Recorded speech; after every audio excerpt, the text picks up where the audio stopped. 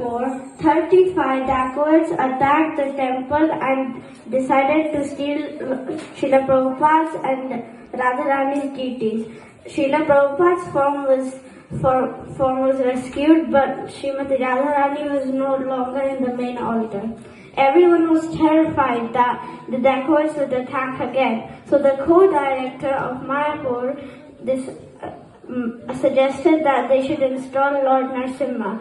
The devotee from Mayapur offered to draw the sketch. Lord Narsimha would have his legs bent, ready to jump. He would be looking around ferociously, and his fingers would be curved, ready to pounce on Hiranyakashipu. A wealthy devotee from Mayapur offered to sponsor the deity and all the paraphernalia for the yajna. A devotee named Atmatattva Prabhu was sent to South India to search for the sculpture. Fortunately, after 3 months, he found a profane sculpture who was famous in South India. But when he asked him that I want to make Urga-Narsimha, he immediately said no, because it was so ferocious. He said, I can't carve it. When he went back to Mayapur, all the devotees sent him back to South India.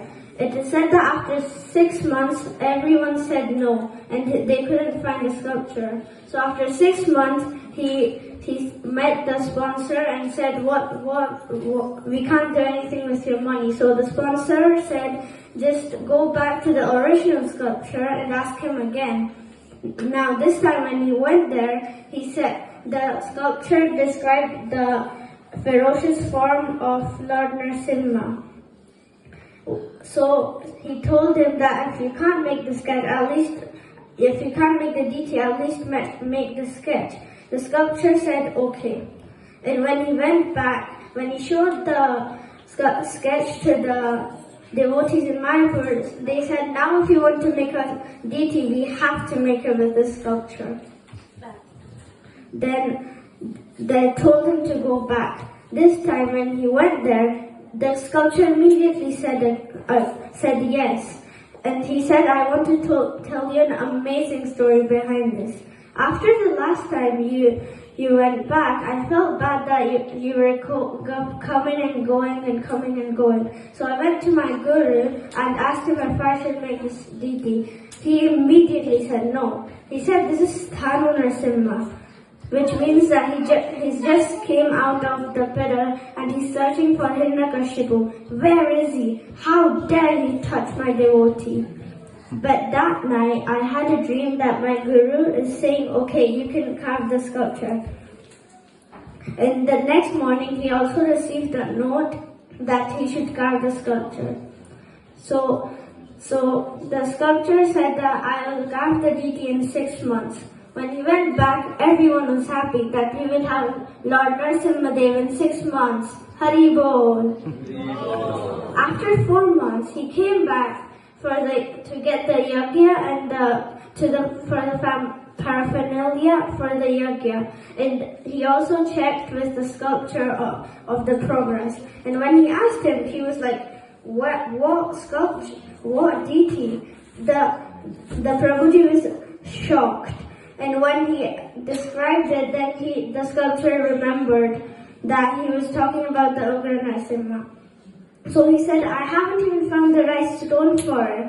And he described what stone he wanted. It should have been a live stone. And he told him the progress of how to check if it's a live stone. So there's like an insect that we put on the stone, and then if it makes a trail along the middle of the stone, then it's live, a stone that's alive.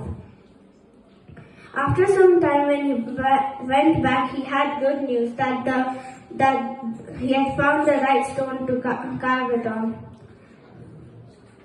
After the deity was made, he was very tired and decided to go to his friend's house for relaxing.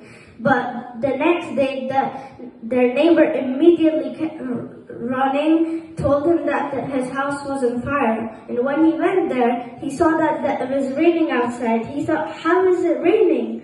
How is my house on fire when it's raining outside? He immediately understood that Lord Narsimha didn't want to stay here anymore. So he immediately called to Mayapur and told them that the deity was ready. And when they wanted to go back, they had a lot of applications and stuff to do. So and as Prabhupada Prabhu said that every time the guards saw them, they said, okay, go. And then when it was the deity installation, it's a procession that when the sculpture carves their eyes on. But it turned out that the sculpture had already carved the eyes on. So now the devotees understood how the deity came to Mayapur so easily without any interfering.